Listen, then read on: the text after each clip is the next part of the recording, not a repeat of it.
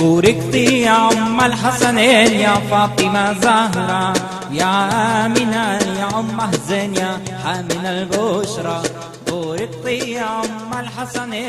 Aquí estamos de regreso con ustedes en el mundo de las religiones, José Luis Ramírez. Y bueno, ¿qué más podríamos decir de esto, Pastor Ángel? Hay algunos términos por ahí que se han distorsionado incluso dentro del Islam, ¿verdad? Uh-huh. No solamente fuera, sí, ¿verdad? Sí, decía yo hace un rato que precisamente a veces la distorsión de estos términos lleva a un mal entendimiento, a que no haya una comprensión, ¿verdad?, del fenómeno, en este caso del extremismo, pero también a veces al rechazo, al repudio, precisamente por el desconocimiento. Por ejemplo, otro término que a veces también se ha malinterpretado es el de fatwa, ¿verdad?, que normalmente se tiene la idea de que es una condena de muerte, como la que se aplicó en su momento el Ayatollah Khomeini contra Salman Rushdie cuando escribió los versos satánicos, etcétera. Sí. Pero los estudiosos islamistas dicen que la fatwa más bien es un parecer religioso, una decisión canónica dada por un muftí, es decir, un jurisconsulto, y que describe respuestas a situaciones de acuerdo a la norma coránica. Y por cierto, uno de estos estudiosos, Ghaleb Ben Sheikh, dice que en la edad de oro del Islam, ciertos autores escribían obras peores que la de Rushdie y jamás fueron molestados. Entonces, otra vez es el entendimiento de que solo ciertos grupos minoritarios o extremistas o algunos regímenes totalitarios que implantan una especie de terror, ¿verdad?, dentro de la sociedad, o quieren intimidar también a personas que disienten del pensamiento oficial, etcétera, son las que recurren a estas decisiones, a estas medidas violentas, vamos a decirlo así. Pero en las bases del Islam, inclusive, ¿verdad?, ahora los estudiosos islámicos están abogando porque se regrese a una interpretación acorde, ¿verdad?, lo que fue en sus inicios el espíritu del Islam, que otra vez, como lo dijimos hace un principio, procede la palabra salam, que significa paz. Entonces el término es fatwa, ¿verdad? Fatwa, ¿verdad? Pero quiere decir, otra vez, es una decisión canónica que da un jurisconsulto, pero para describir situaciones de acuerdo a una interpretación, digamos, correcta del Corán, sin caer en estos extremismos en que popularmente se porque cae. Hablando de estas manifestaciones violentas que ha habido, bueno, anteriormente a esta reciente de masacres de 130 personas, anteriormente a esta hubo aquel famoso atentado a la revista, al periódico Charlie Hebdo, ¿no? Sí. Y pues también por islamistas radicales, pero ni siquiera en pleno auge de este periódico que yo en aquel tiempo conocía, porque estuve en Francia, ni siquiera en el tiempo en que era muy crítico, nunca recibió una condena oficial, sino simplemente había manifestaciones, digamos, declaraciones de parte del Consejo del Culto Islámico, de otros, diciendo que estas caricaturas que se hacían del Islam, pues no era lo adecuado, era un insulto, pero de alguna manera se les condenó a muerte, por decir así, sino que fueron de islamistas radicales los que otra vez volviendo a estos grupos que usted menciona, que los que cometen este atentado, ¿verdad? Porque los grupos, ni siquiera el Islam oficial, solamente protestó diciendo esto no es de acuerdo.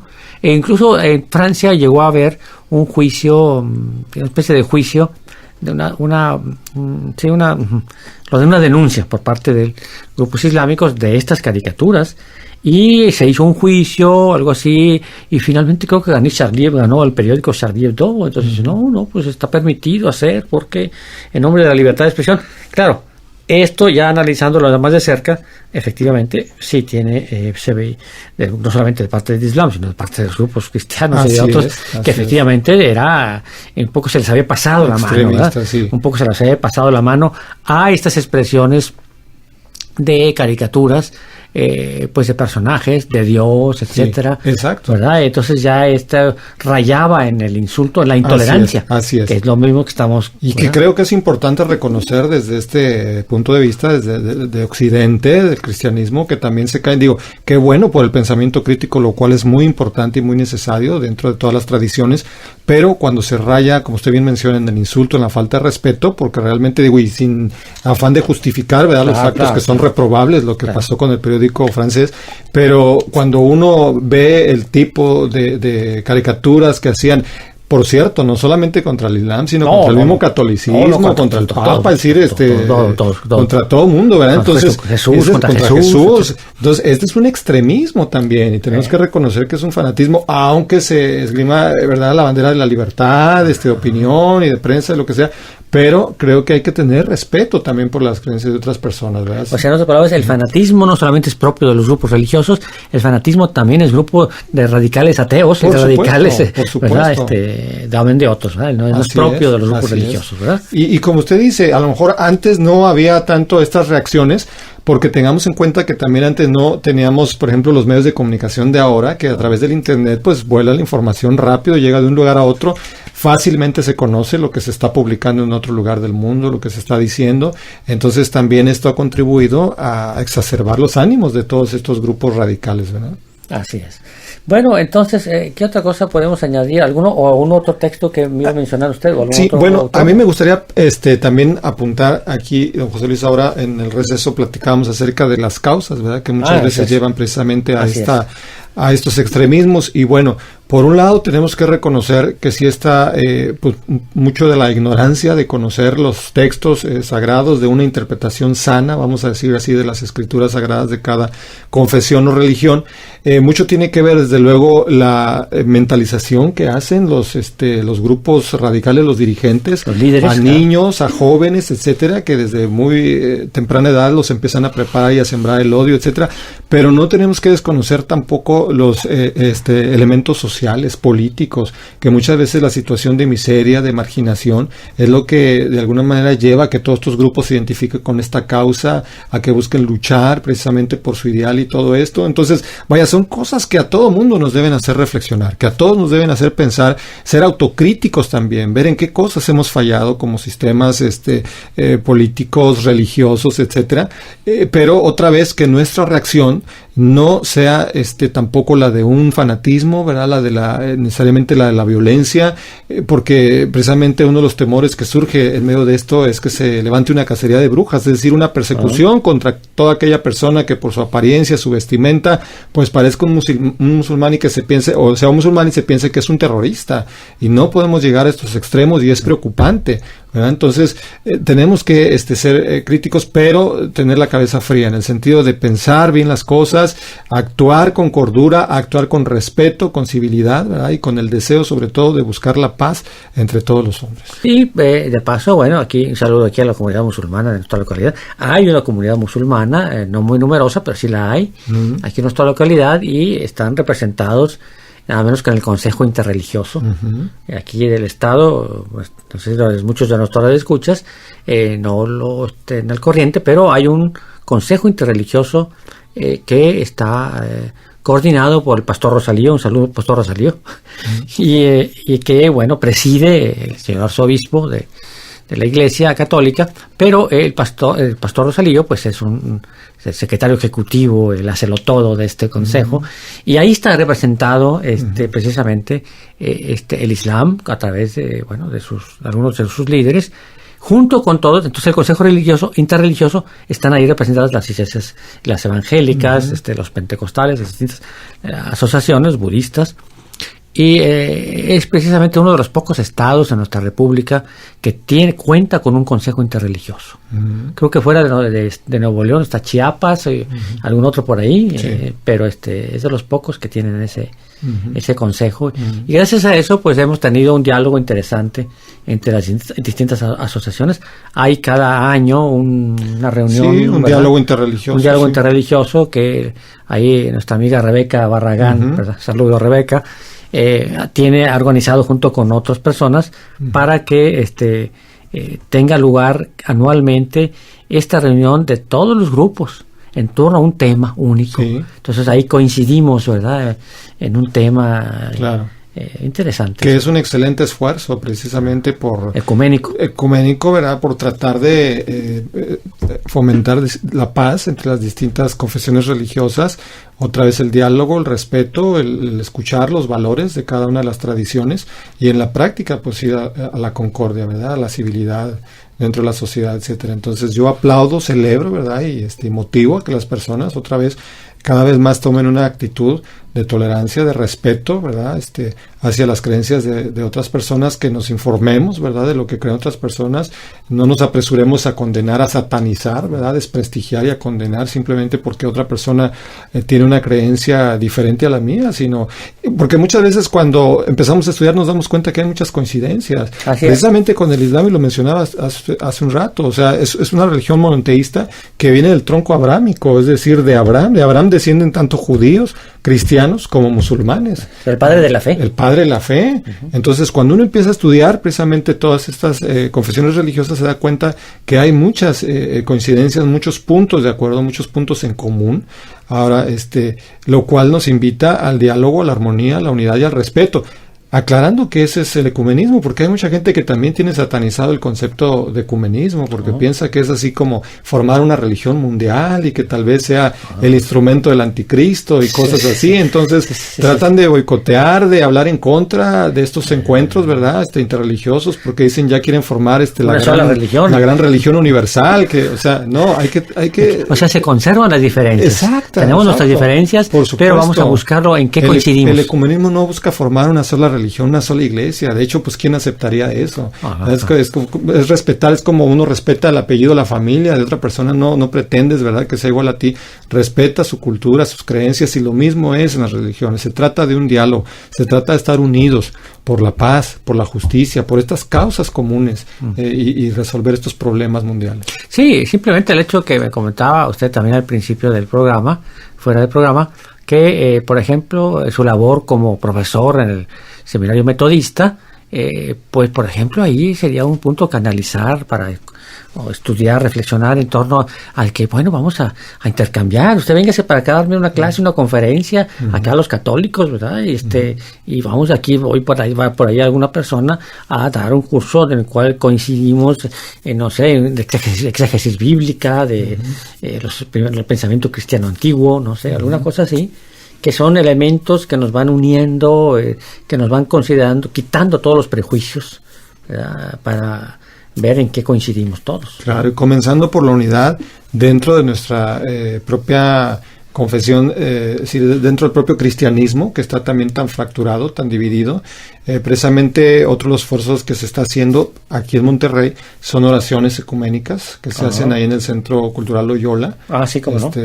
Cuando quieran asistir, me parece que es el tercer viernes de cada mes. Entonces, ahí se llevan a cabo precisamente unas reuniones en las cuales pues participan evangélicos, participan católicos, siguiendo el modelo de la comunidad TC, ¿verdad?, europea, donde precisamente se promueve todo este acercamiento, este ecumenismo. Fue una comunidad que fue iniciada por un monje protestante, curiosamente, y que después también fue pues recibió también pues si no el apoyo, al menos el acercamiento, ¿verdad?, de parte de la Iglesia Católica, la cual simpatizó con esta causa de ver esta comunidad evangélica que buscaba la concordia, la paz. Y bueno, es uno de los ejemplos de estos esfuerzos ecuménicos que se hacen por conciliar a las personas, porque es triste que aún dentro de nuestros mismos países, ¿verdad?, en América, pues también hay división, hay luchas intestinas, hay persecuciones, inclusive en algunos lugares, hay descrédito, hay burla, hay condena hacia la otra persona simplemente por pertenecer a otra denominación cristiana también. Ya no digamos otra religión, a otra denominación cristiana. El mismo pastor Rosalío nos contaba cómo en el sureste, pues sí, como donde los evangélicos en unas partes del sureste son minoría, pues sí, eran acosados por grupos de indígenas católicos, y que, bueno, pues esto se notaba más la intolerancia, ¿verdad? Allá. Y que por eso decía, bueno, ¿por qué no nos cambiamos todos los pastores del norte allá? Aquí nos llevamos muy bien. Pero bueno, entonces, pero es cierto, es verdad que esto, hay cómo quitar todos sus prejuicios, y yo creo que uno de los elementos para ir limando todas estas diferencias, que aparentemente son diferencias, a lo mejor no las hay tantas, a lo mejor son menos de las que uno piensa, pues es el conocimiento. El conocimiento del otro. Así es. O sea, ¿cuál es su mira, y nuestro programa pues va en esa línea, casi una promoción del programa, ¿verdad? Va en esa línea de decir qué este grupo, esta asociación, mira qué interesante, creen lo mismo que yo, ¿verdad? Algo así, como a saber en qué creen ellos, cuál es su actitud, cuál es su postura, y vamos a ver que a lo mejor coincidimos en muchas cosas, ¿verdad? Así es. Entonces, hablando de TC, este movimiento, este monasterio ecuménico que nació en Francia, por ahí en el sur de Francia, efectivamente fue creado por un monje evangélico, ¿verdad? Robert Roger Schultz, suizo, y ya murió precisamente en manos de una fanática, estando en TC, estando en TC. Bueno, más que una fanática, un poco estaba mal de la cabeza la pobre muchacha, pero bueno, murió asesinado ahí, después de muchos años de haber hecho una labor ecuménica. Yo estuve en una ocasión ahí, y llegan jóvenes de todo el mundo ahí, y de todas las asociaciones cristianas y no cristianas. Llegan ahí, y los monjes, que son de todos, hay católicos, evangélicos, los monjes son de todas las distintas asociaciones, se reúnen con grupos de jóvenes y platican, dialogan con ellos, y los jóvenes pues cantan, pasan veladas, comen juntos, y no se sabe quién es católico, quién es luterano, quién no se sabe, están todos ahí juntos. Claro. ¿Verdad? Es una bonita experiencia. Por supuesto. Y como usted dice, no es porque ya se quedan abolidas las diferencias, sino que bueno, pues cada quien regresa a sus iglesias, ¿verdad? Pero al menos tienes ese esfuerzo de unirlos alguna vez en la vida, en un lugar, en un espacio común, donde coincidamos, ¿verdad? Y sobre todo pensar, señor José Luis, que las causas, ¿verdad?, humanas deben unirnos a los seres humanos, haciendo a un lado esas distinciones religiosas. Estaba pensando, por ejemplo, en la famosa marcha del Dr. Martin Luther King, ¿verdad?, allá en Washington, cuando precisamente estaba abogando por los derechos de las minorías, ¿verdad?, raciales, etcétera. Ahí estaban presentes ministros de todas las religiones, ahí estaban judíos, ahí estaban católicos, protestantes, es decir, de todas. En ese momento se acabaron esas divisiones, ¿verdad?, esas barreras. ¿Por qué? Porque había una causa muy importante común, que era la justicia. Entonces, si nosotros queremos pelear precisamente por la justicia, ¿verdad?, pues tenemos que abolir esas diferencias, esos repudios mutuos que hay, ese odio que hay, y buscar eso que está en común, buscar precisamente luchar por esos mismos propósitos, sin que esto, como ya hemos mencionado, implique abandonar nuestra identidad confesional, religiosa, sin que implique renunciar a nuestras convicciones, ¿verdad?, más básicas, o negociar con ellas, como muchos piensan equivocadamente, sino respetando las diferencias y sabiendo, o acercándonos a un grupo en donde se nos va a respetar, abogar otra vez por esos objetivos comunes, donde busquen la concordia y la paz. Pero también junto con esto va lo que mi comentario era del conocimiento del otro. Por ejemplo, muchos de nuestros escuchas, por eso usted los invitaba a través de esos escritos que hay del Islam, a conocer el Islam, ¿verdad?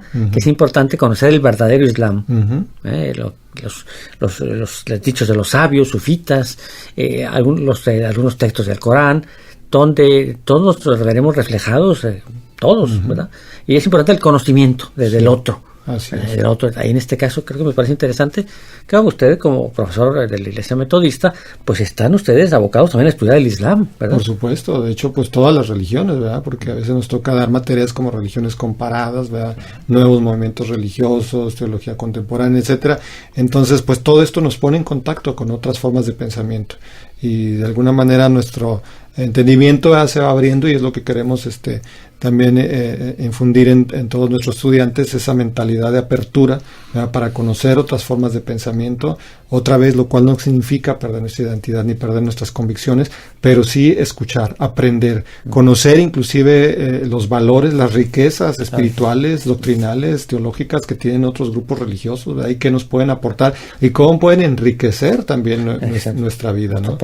Estaba yo recordando, porque en estos días me tocó hablar también sobre historia de las misiones en el seminario, y veíamos a estos famosos misioneros como Mateo Ricci, ¿verdad?, en la Edad Media, que fue a la China y adoptó las vestimentas, las tradiciones, las costumbres de los chinos. Fue muy criticado en su momento porque dijeron que él ya estaba perdiendo su identidad de católico, etcétera, pero él lo vio como una manera de identificarse con el pueblo. Aprendió, escuchó, leyó sobre los sabios chinos, y de hecho su vestimenta era la de un sabio confuciano, ¿verdad? Entonces, todo esto pues es como un ejemplo, ¿verdad?, de poder identificarse, conocer, escuchar a las otras personas, valorar inclusive la riqueza que tienen otras culturas, aprender de ellas, y de esta manera enriquecer nuestra propia fe.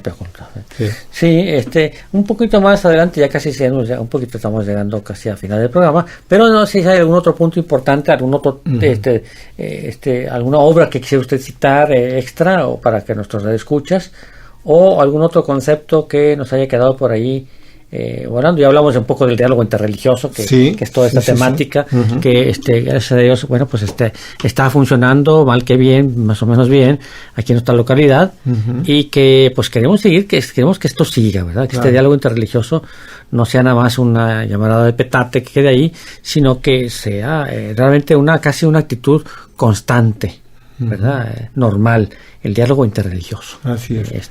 ¿Verdad? Sí, a mí me gustaría que también aquí desde el lado cristiano, ¿verdad? Pues también se pensara en estudiar los textos de teólogos, de pensadores cristianos también, que tienen grandes aportaciones en este sentido de la unidad, de la paz.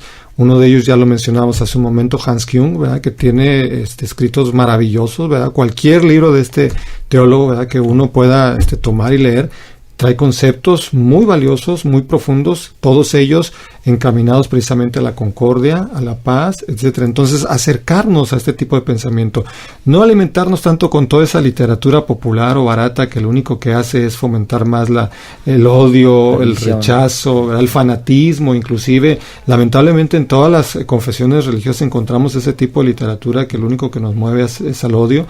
Entonces, evitar eso, leer precisamente a estos teólogos de mentalidad más abierta, de un criterio distinto, más humano, una perspectiva más humana, porque todo esto es lo que nos va a enriquecer, todo esto es lo que nos va a alimentar y lo que nos va a ayudar a salir adelante y superar todos estos conflictos, ¿verdad? Entonces esperemos que por el lado tanto de los hermanos musulmanes, por el lado del cristianismo, del judaísmo, es decir, de cualquier otra confesión religiosa, que todos hagamos una relectura, ¿verdad?, de nuestras propias creencias, de nuestros propios textos sagrados, y que en esa relectura, ¿verdad?, es decir, incluyendo también, como digo, los pensamientos de todas estas personas progresistas, de mente más humanista, dentro de nuestras confesiones también, pues nosotros valoremos todo aquello que nos conduce hacia la paz, que nos conduce hacia la unidad, hacia el amor, hacia el respeto, hacia la tolerancia y hacia un mundo mejor.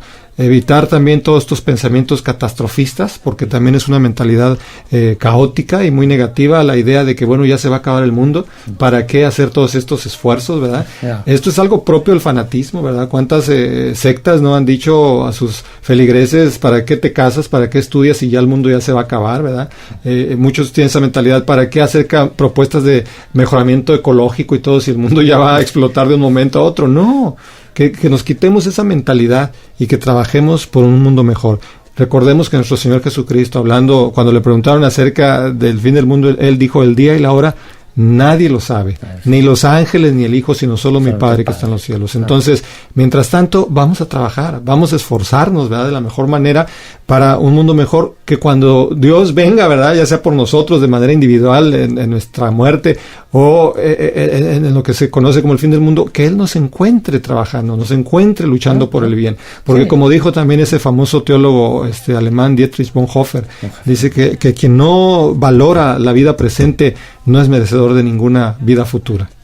Interesante que cita, como el final del programa, Dietrich Bonhoeffer, un gran teólogo, un santo. Sí, santo mártir, claro. ¿Verdad?